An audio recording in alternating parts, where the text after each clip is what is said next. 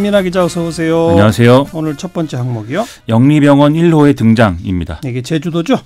그렇죠. 오늘 녹지국제병원에 제주도가 조건부 개설 허가를 냈는데요. 첫째는 외국인 전용으로 운영한다라는 거고, 둘째는 성형외과, 피부과, 내과, 가정의학과 4개로 진료 과목을 한정해라, 이렇게 조건부 개설 허가를 냈습니다. 먼저 영리병원, 비영리병원 차이부터 좀 짚어주세요.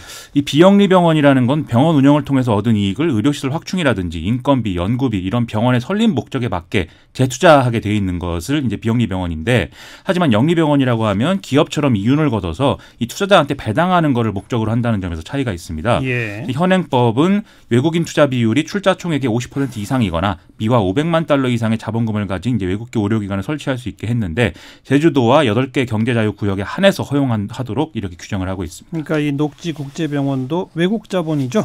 그렇습니다. 원래 영리병원 운영이 가능해진 것은 2002년 말에 김대중 정부 당시에 이제 법을 만들면서부터인데요.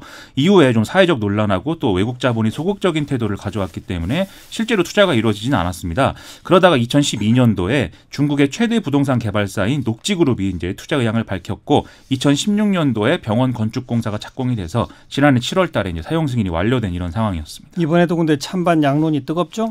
오늘도 제주도 시민사회단체들이 영리병원 개원 반대 기자회견을 열었고요. 도청 진입을 시도하다가 몸싸움도 일어나고 이렇게 좀 혼란스러웠는데요. 지금 시민단체들이 문제 제기하는 것은 크게 두 가지 측면입니다. 첫째는 영리병원의 사회적 효과, 이게 문제라는 것이고, 둘째는 이제 절차적인 문제가 있다라는 것입니다. 하나하나 보죠. 영리병원의 사회적 효과, 무슨 말이죠? 예, 종합하면 의료 공공성이 훼손된다는 얘기인데요. 영리병원은 진료비 책정이 자유롭기 때문에 현재 의료 수가 체계라든지 환자 알선 금지, 의료 광고 규제 이런 각종 안전 장치를 모두 우회할 수 있다. 그래서 제한적으로 허용하더라도 장기적으로 의료비 상승의 원인이 될 것이다. 이런 얘기입니다. 지금은 외국인 전용으로 운영되지만 이게 또 확대될 수도 있다. 이런 걸 우려하는 거군요. 그렇습니다. 경쟁적으로 영리병원을 요구하는 목소리가 커지면 전국 곳곳에 영리병원이 들어설 수도 있고, 그럴 경우에는 지금의 건강보험 체계도 무너질 수 있다. 이런 우려입니다. 네. 그다음 절차적 문제라는 건 뭐예요? 제주도는 이 문제를 수의형 공론화조사위의 형식으로 지난 10월까지 6개월 동안 공청회, 설문조사 이런 걸 통해서 이제 따로 다뤘었거든요. 네. 그 결과 개설을 허가하면 안 된다라는 답변이 전체의 거의 이제 60%에 가깝게 나왔는데, 이게 이제 허가해야 한다는 의견보다 20%포인트 높았으니까 좀 압도적인 의견인 것이죠. 그런데도 제주도가 영리병원 설치를 강행했다. 이 점을 문제 삼고 있는 것입니다. 그건 진짜 좀 문제네요. 공론조사 결론을 따르지 않는 이유를 뭔가 설명을 해야 될 것 같은데요. 원희룡 지사가 오늘 이렇게 얘기를 했습니다. 첫째로 중국 자본인 녹지그룹이 이미 병원 건립을 완성한 상태에서 공론조사 과정에 이미 소송을 준비하며 압박을 하는 상황이었다. 그래서 이게 한중 외교 문제까지 비화할 수 있어서 우려가 있다. 이 점 때문에 이렇게 결정했다고 설명을 했고요. 예. 둘째는 제주도의 경우에는 이제 다른 측면에서도 외국인 투자가 이제 중요하게 이제 고려해야 되는데, 이 개원을 불허할 경우에는 다른 외국 자본 투자까지 부정적인 영향을 줄 수 있다고 판단했다라는 거였습니다.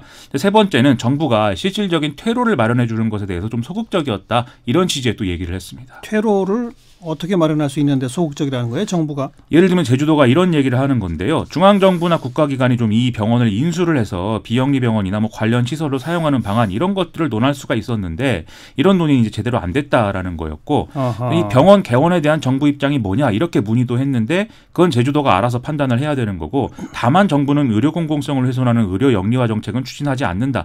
이런 방침이라는 것만 알려왔다라는 얘기였습니다. 네, 그 의료 공공성 훼손하는 영리병원 그 자체에 대한 우려는 원희룡 지사가 뭐라고 답했나요?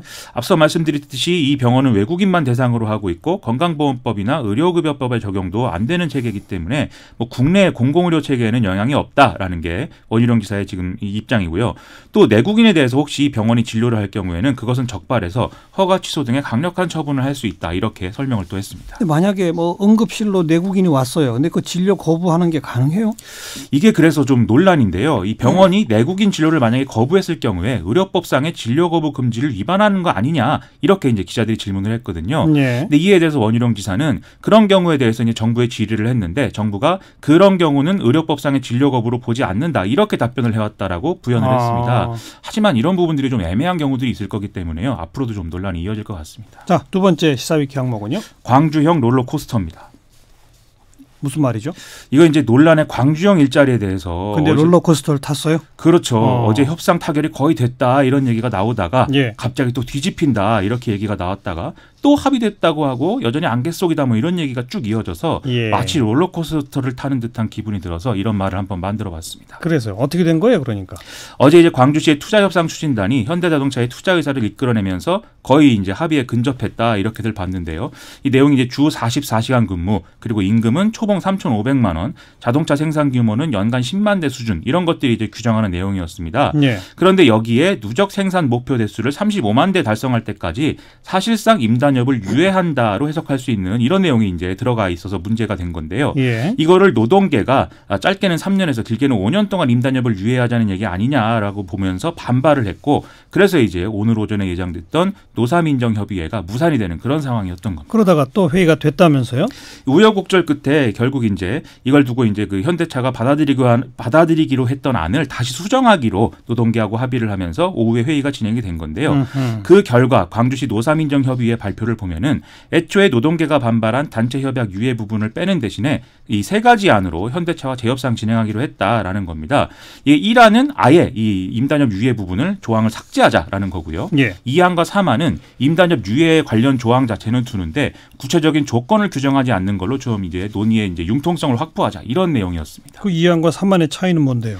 임단협 유예 조건에 대해서 2안은 조기 경영 안정 및 지속 가능성 확보를 고려해서 결정한다 이렇게 돼 있고요. 3안은 결정 사안의 효력은 특별한 사정이 없으면 지속적으로 유지되도록 한다 이렇게 돼 있는데 해석을 하면 2안은 이 구체적인 조건은 나중에 추가 논의하자 이런 뉘앙스인 거고요. 3안은 특별히 사정이 없으면 임단협은 유예한다에 가까운 표현으로 볼 수가 있겠습니다. 미묘한 차이군요. 그렇죠. 현대차가 수정안 가운데 하나를 받아들일 가능성이 더 커 보이긴 하는데 만약 안 받아들이면 어떻게 되죠? 지금 이제 여기 들어오기 직전에 지금 속보가 나왔는데 현대차가 지금 이 임단협 이 관련해서 이 부분은 이제 그 광주시의 수정안을 안 받아들이겠다 이렇게 그래요? 지금 얘기를 하고 있다고 하거든요. 그래서 이럴 경우에 협상이 과연 이루어지겠느냐 이런 우려가 쭉 나왔는데 지금 현대차 입장을 보면 마지막 부분에 광주시가 이렇게 혼선을 초래한 부분에 대해서 좀 정리를 하면 협상을 추가로 진행할 수도 있다 이런 뉘앙스로 이 얘기를 하고 있어서 예. 어떻게 하면 협상이 재개될 수 있을지를 두고 좀 계속 논의가 이어질 것 같습니다. 아직도 롤러코스터에 타고 있군요. 아직도 안 끝났습니다. 네. 지켜봅시다. 수고하셨어요. 고맙습니다. 김민아 기자였어요.